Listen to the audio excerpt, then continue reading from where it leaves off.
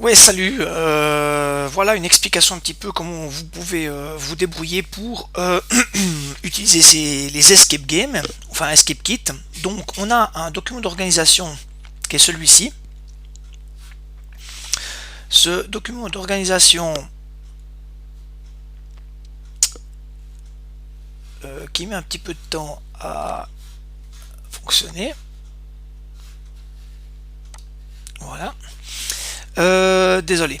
Ensuite, donc vous avez ici l'inventaire. Donc l'inventaire, vous avez ici les jeux en fonction des domaines mathématiques. Et puis vous avez ici en fonction des niveaux.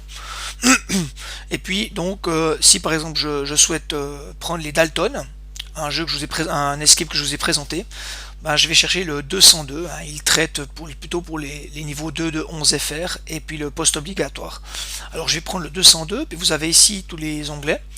Et puis ici, vous avez l'activité 202. L'activité 202, elle se décline comme ça. Donc vous avez le titre, vous avez les différentes étapes avec les numéros de cadenas, et puis vous avez les solutions possibles ou pas.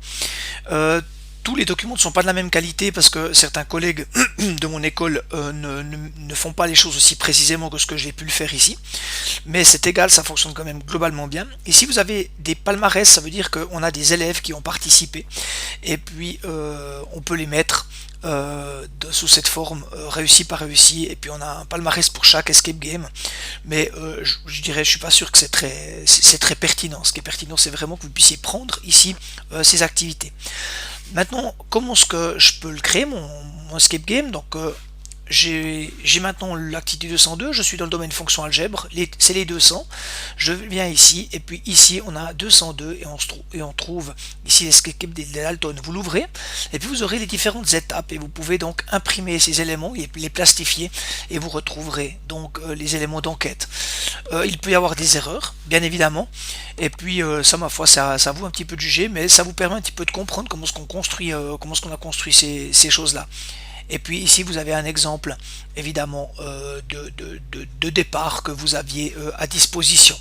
Voilà, je vous souhaite beaucoup de plaisir à créer des escape games si tel est votre souhait.